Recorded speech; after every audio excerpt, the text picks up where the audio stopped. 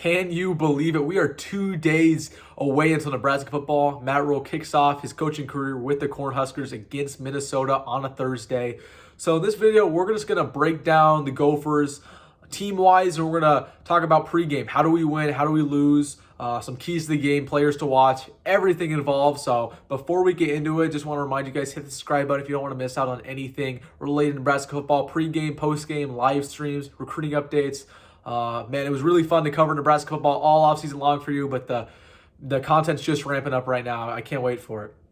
But yeah, let's just get into Minnesota right away. So we know who we're up against, right? We have not beat Minnesota in 5 years. It's been since 2018, Scott Frost's first win. Now Scott Frost is no longer with us. We have Matt Rhule. PJ Fleck, head coach, going into his 7th year, coming off 2 9-win seasons. He's 44-28. But let's get into their team. So they're starting a new quarterback, Athan Kaliakmanis. Practiced that before I recorded this video. Quarterback 1. He played against us last year, if you remember that game in Lincoln. Tanner Morgan started the first half, was terrible. We were off to a really good start. And Kaliakmanis comes in, balls out, and they end up winning that game. So definitely a guy who's had experience against Nebraska. Not like I don't think that'll matter too much, especially with a different defensive front. But a guy who has experience playing before. This isn't his first time ever playing, but it is his first time, going into a year as the unquestioned starter. So that's something to watch. Going to the running back room, they have Sean Tyler, who's going to be the unquestioned starter there, running back 1. He was second team All-MAC when he was with Ball State. So definitely a guy who's produced in his career before. Minnesota losing out on Mo Ibrahim, who's there for what seems like forever, no longer with them. And this is probably the best part of their team is their receiving room. They have Chris Ottman-Bell, who's going back for his 7th year of college. They have Daniel Jackson, who played really well against us last year. Corey Crooms, who's coming over from Western Michigan. And Elijah Spencer, who's coming over from Charlotte. This is a deep receiver room with a lot of guys who produced. Not only they bring back one of the best tight ends in the country as well. So definitely a really good receiver room. They lose a lot on this line, including their All-American center, John Michael Schmidt. This O-line is a disappointing unit from Minnesota. I think we can take advantage of it, and I'll get to that. D-line was pretty bad from last year. They only returned 2. Hopefully they don't have that figured out by game time. Only 1 linebacker returns on this team, and I mean only 1 starter. When I'm saying only 1 person returns, I mean 1 starter. Only 1 starting linebacker returns, and they bring in Ryan Selig, who was a two-year starter at Western Michigan. So a lot of Western Michigan guys are transferring Minnesota, which is very interesting that PJ Fleck kind of still has that connection with his old coaching gig.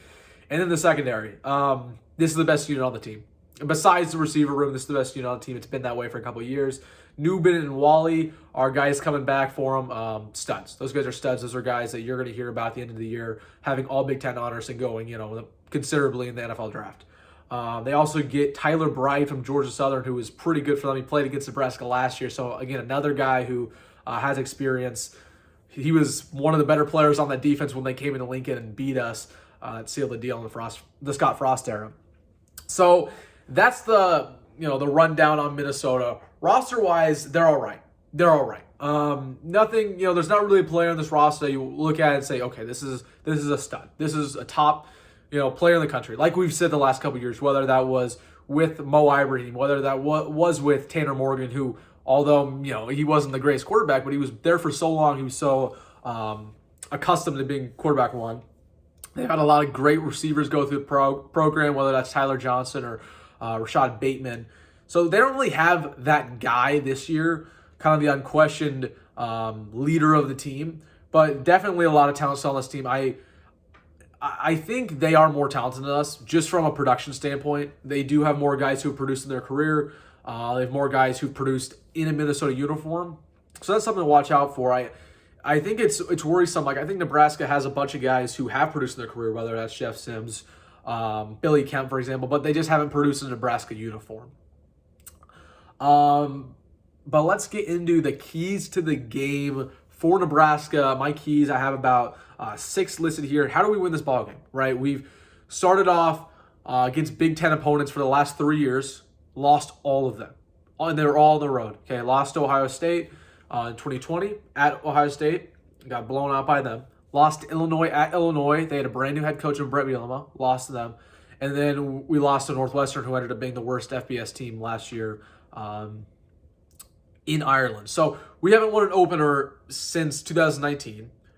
We haven't won every single year it's been against a Big Ten team. This is probably the toughest matchup we've played from an opener standpoint in the last 3 years, besides Ohio State. So how do we win this ball game? First off, it's the consistent running attack. We mentioned how Minnesota's D-line is not a great unit. They lost a couple pieces on there, and they were really disappointing last year. They were supposed to have a big year, kind of let them down. We have Gabe Ervin, and this is a guy that the staff has really hyped up, really said, this is our dude. This is our dude. He's running back one. He's unquestioned. We love what he does. He works so hard. He's already produced a little bit of his career. Let's see it then. Let's see it. That needs to be the focal point of our offense. We've heard about fullbacks. We've heard about heavy sets. We need to run this ball down their throat. We're not in a position really to throw the ball a lot, especially against a Minnesota secondary that's one of the best in the country. This is not a game where Jeff Sims throws the ball 25, 30, 40 times. This is not one of those games. This is a game where you give the ball to Gabe Ervin, give the ball to Anthony Grant, give the ball to Ramir Johnson, see what they can do with it. And if that doesn't work, you got to make adjustments at halftime. So that's the first thing, consistent running attack. Second thing is take the lead early. You got to take the lead early and don't look back.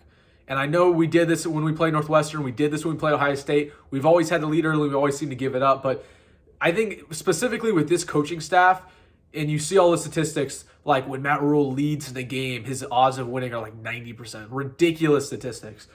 This is a coaching staff that if you get the lead early with, especially by 2 touchdowns, they will do anything in their power to not lose this football game. They're not going to give it up. So it's very important to take that lead early, especially in a hostile environment. Shut the crowd up a little bit. It's going to be night game, Thursday night game. It's going to be pretty hyped up. Take the lead early in Minneapolis. Third thing is win the turnover battle. You're going up against a brand new quarterback. Again, we talked about him.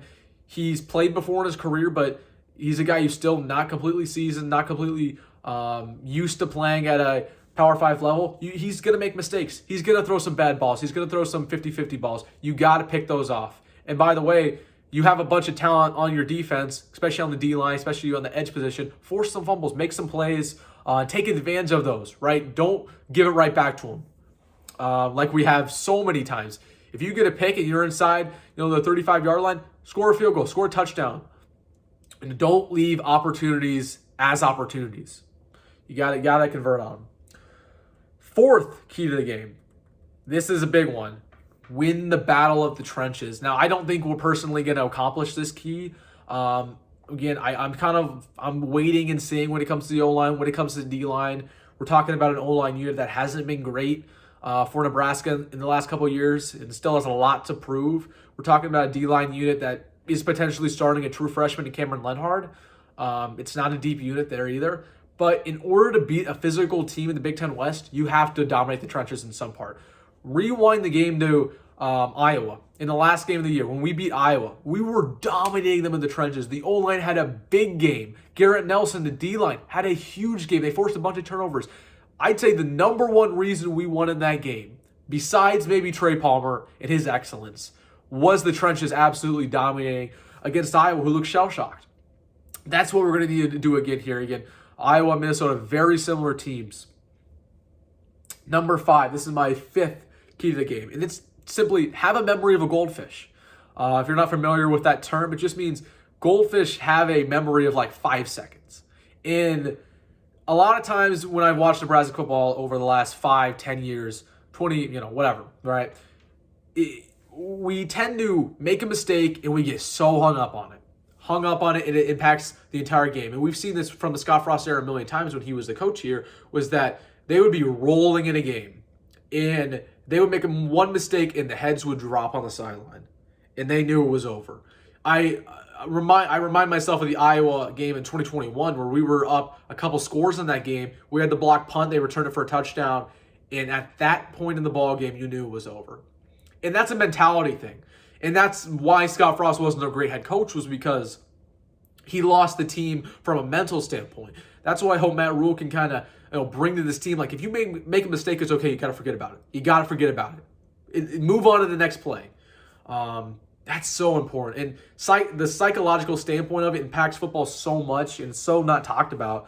But that's why I want Matt Rhule to bring to this team. Like, have the memory of a goldfish. You make a mistake, it's gone. Last thing, and this one's big. Play with nothing to lose. You have nothing to lose. Matt Rhule, you have nothing to lose. You're in your first year as a head coach. Nebraska as a whole, you have nothing to lose. You went 3-9 in 2021, 4-8 last year. You have nothing to lose. You're playing against a Minnesota program that isn't a great team, but they have a history of being really solid, and they'll probably be really solid again this year. They're probably going to go around 7 at worst wins-wise, 10 at best. So this is a good team. We're not going to treat this team like it's some, barely bowl-eligible team, and not like we should. We shouldn't look down on any opponent we play because we haven't been a great team in the past. We're trying to change that, and that's kind of what Matt Rhule was saying when he was at Big Ten Media Days. I made a video about it. But he was like, yeah, we have no right to, look down on teams and feel like we're better than them because we aren't. And Matt Rhule was very passionate about that. He just says, I want to build this team to be respectable again. And I completely agree. And part of that, you gotta play with nothing to lose. Okay? You gotta stop playing like we have so much to lose, like we're such a historic program. We are, but you can't put that on yourself. You got to play with a little bit of a chip on your shoulder. Understand that we're not in a great position. Play with nothing to lose. Do whatever it takes to win. That's my 6 keys to the games. Now let's get into my score prediction. What do I end up think happening? I think it'll be a close ball game. But you know what? I think we're going to get it done, man. I do. I think we're going to get it done. I got us winning 34-28 against Minnesota. Matt Rhule starts off his first game with a win, and I just think it's going to come down to coaching adjustments. I think we're going to probably start the game off a little bit slow, and Matt Rhule will rekindle this team, especially at halftime, make adjustments that have been needed in the past, and he's going to get a big win. I can't speak about next week in the Colorado game. Can't look too ahead for that yet, but I think we're going to be in a good spot, and I think we will inevitably get the win on Thursday. So really, really looking forward to it. Really excited. Can't wait to watch that game. Quickly, I want to mention 2 things here. Blackshirts were revealed yesterday, I believe, so I just want to go over those really quick. So I'm just going to name them off real quick. Chief Borders, Omar Brown, John Bullock, Isaac Gifford, Blaze Gunnerson, Malcolm Hartzog, Nash, Quinn Newsome, Luke Reimer, Ty Robinson, Deshaun Singleton. So couple things here to mention. And you probably heard a couple, people being a little surprised by these. Chief Borders gets his black shirt. He was the starter on the depth chart. It was him or MJ Sherman. Interesting to mention that MJ Sherman did not receive a black shirt. I talked about it all summer, and I said, I love MJ Sherman. I love his energy. When you talk to people from Georgia, they have nothing but good things to say about him. So I love MJ Sherman. But at the same time, I feel like it's unfair to people were putting all this weight on him for a guy who's never produced in his career when it comes to playing on defense. He was a really good special teams player, but on defense he really never played. It's tough to have him transfer here and just put so much expectation on him. And you see that right now. I don't think he'll start. I think this will be the starting unit, the guys who receive the black shirts. So just kind of a reminder, I guess, to some fans, like when it comes to transfers, we shouldn't probably expect the most of them, because especially when they haven't produced in their career, like when they don't have a history of producing, it's not really fair to do that. Another thing to mention, Nick Henrich should not get his black shirt. I would not read into this at all. Like I would not read into this at all. He was injured. He's been banged up over the last week. I think he'll play against Minnesota, but he was banged up. I don't even think he was at practice. I think that's the reason why. He has a single digit. He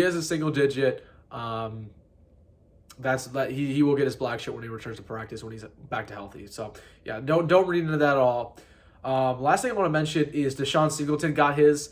This is a guy who I talked about in my last video being a huge producer in fall camp. He came in, wasn't really up there in the safety depth chart, and now he's going to be the unquestioned starter going to Minnesota, so really happy for him. Also, the people who got their single digits, so there were 3 left, and Deshaun Singleton got 1. He got the 8. Quinn Newsome got his 6. Really happy about that. I was talking about that. I was like, I hope Quinn Newsome gets his 6.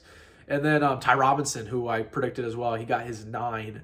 Didn't know if he wanted to switch to single digits. You know, the 99's been kind of iconic with him, but yep, he'll switch to 9. So that is the Blackshirts. And one last thing before I get out of here, Arik Gilbert was arrested last night on burglary charges. He was stealing about $1,000 of tobacco products. Really sad, really sad. I talked about this when he got here, and I said he is a high risk, high reward type player.